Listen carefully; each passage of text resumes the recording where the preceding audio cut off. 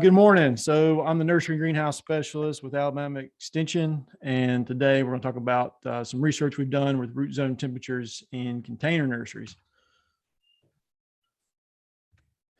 And a little background on why this is an issue is a lot of people don't realize that we see the plant shoots, the top of the plant, the leaves and the foliage. We can see them in pretty extreme temperatures.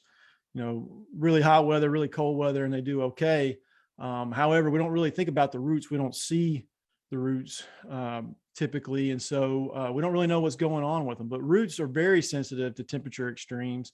They're just not adapted for it. The ground has very high heat capacity. And so it's slow to change temperatures, and it provides a lot of buffering to sudden changes in temperature. So and it provides a lot of insulation. And so a lot of times for most species, their roots are very sensitive to temperature fluctuations. And when you take a plant and you're growing it in a container, you're removing that protection of the soil, because that container is now exposed to the same air temperature, but also solar radiation. And this has been a problem in container production since the onset of container production. So this is a picture. I'm sorry, it's a little blurry there, but this is from the exact same experiment station I work at, from work they did in the 1950s. This is Dr. Self, did some work with loquats where he painted, back then they grew in metal containers or cans. And he painted some white, left some original color, and you can see a difference in plant health. And so root zone temperature has been an issue for a long time, and it's nothing new. None of the research that we're doing is anything new, but it's because it's been being done for about 70 years. But growers really haven't caught on to the benefits of adjusting or manipulating that root zone temperatures. And the reason why it's such an issue in containers is most of our containers are black plastic nursery pots, and so these nursery pots, being black, they absorb a lot of solar radiation, and that is then transferred to the potting soil that contains those roots where the plant's growing in. And that potting soil has a higher heat capacity than the surrounding air. So that means it doesn't gain or lose heat as rapidly as the air. And so what that results in is heat gain. So you'll probably often, especially if it's exposed to a lot of light, those temperatures, root zone temperatures, can get way higher than the surrounding air temperature, way over 120 degrees in some instances, depending on the situation. So we've been doing research on this here at our experiment station for the last 5 years, looking at different ways to demonstrate the benefits of this, and despite showing growers the benefits, some of the I guess deterrence has been in the past, white pots, which would reduce root zone temperatures. Haven't been as available up until recently. They get dirty, and the customers aren't exactly used to them. And so those have been deterrents. And so now we're looking at ways, some different trade-offs to further encourage the use of these white pots. Again, just some examples of how how the temperatures can influence root growth. And so through some of our demonstrations, we've had a few growers, especially one who's really, I won't say it completely adopted it yet, because he's still playing with it, but he went whole hog in on his own experiments, and he put in several large blocks of plants, white pots next to black pots at his own nursery. And that is Hunter McBrayer there with the Farmers Federation, who was working with me on his master's at the time. And so we went out to, this is Lance Bird at Green Valley Growers in Montevallo. And so we took just a ball cap, threw it out in the middle of both these pots. So we randomly selected some plants, and you can just see the difference in not only shoot growth, but also root growth. And that's primarily influenced by that root zone temperature. So it's neat to see some growers are finally picking up on it, maybe on a larger scale. So we're looking at different ways, different trade-offs to kind of encourage this outside of just root growth. And one of the experiments we were looking at is, can we save labor by using white pots? Oftentimes when a new nursery crop is potted up, it's put on the pad, where we call it jammed. That's each pot is touching each other, and they're crammed in there pot to pot.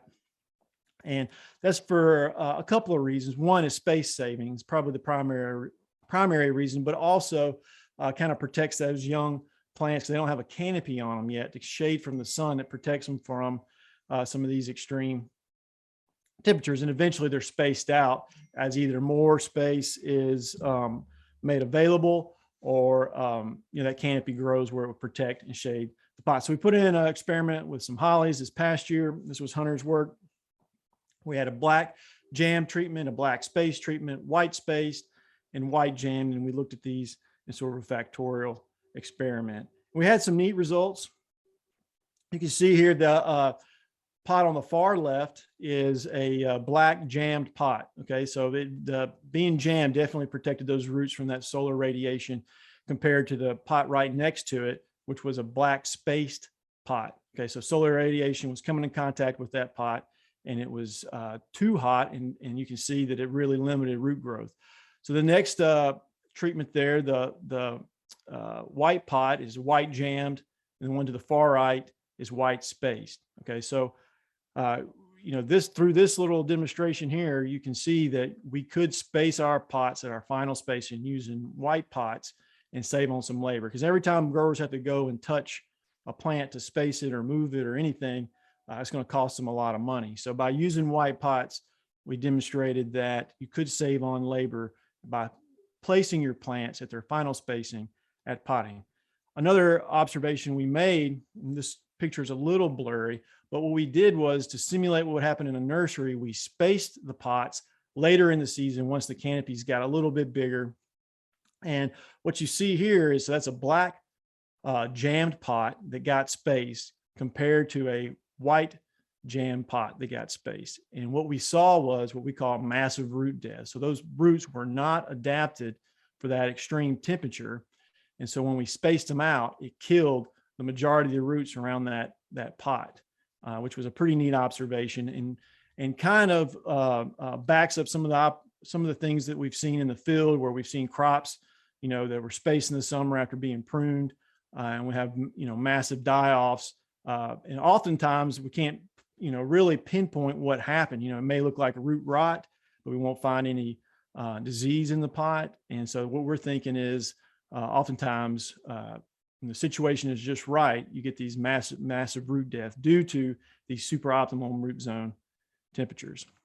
We've also been looking at how do these root zone temperatures influence fertilizer use efficiency. Okay, so in the nursery industry, we use what's called a controlled release fertilizer. So these are fertilizers that have a coating on them that allow that fertilizer to be released slowly over time. So we have 3 to 4 month, 5 to 6 months, 11 to 12 month formulations where that fertilizer can be applied over a length of time.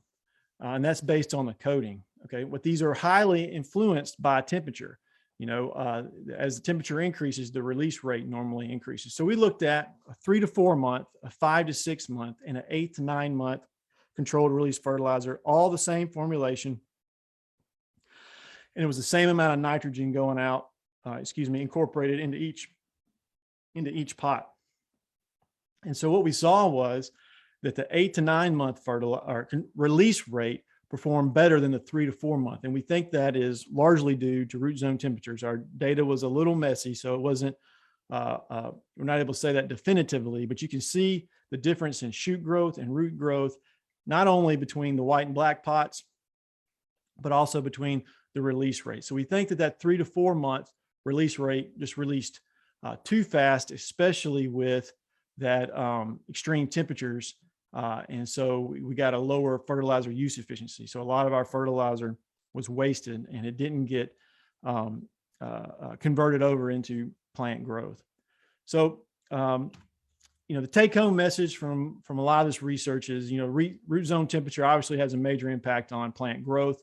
We're also seeing that in production efficiency and in potential labor savings, like we talked about the plant spacing. It's not been well documented yet, but we really believe that it has a lot to do with plant health and their susceptibility to different diseases. You can reduce your root zone temperatures by using white pots, jamming pots and slowly spacing them, or using shade. Now, white pots are becoming increasingly more available. If you wanted to do your own trial at your nursery, supplier that we've been using, Nursery Supply Incorporated, you can ask for the Proven Winners white pot. Just ask it for without the print on it. Normally it's got a label. They can just not add that label to it. And you should be able to get them from a supplier like that. It needs to be a white on black pot. So it can't be completely white. What happens is that white is a little bit transparent and you end up making a mini greenhouse, and it actually gets hotter than black. So it's got to be white on black. And right now, if you were to order some, you're probably not going to get them till 2023. There's some supply issues in the nursery industry with containers. And so if you ask for them now, you might be able to put in a trial in 2023. Some crops that you might see a benefit on, there's probably a lot more than we know, but I can tell you for sure, any conifer species is very sensitive to root zone temperatures. Arborvitaes, pines, just about any conifer species, you'll see a benefit in reducing that root zone temperature. Boxwoods, hollies, definitely mums. And we even think some of the fruiting crops, there's interest in growing fruiting crops like blueberries in large containers. Those containers are going to be spaced at a very wide spacing, so they'll be exposed to a lot of solar radiation. And I would suspect they would also benefit from some sort of way to reduce root zone temperatures, either by growing in white pots or putting some sort of a skirt around the pot to kind of insulate from that solar radiation.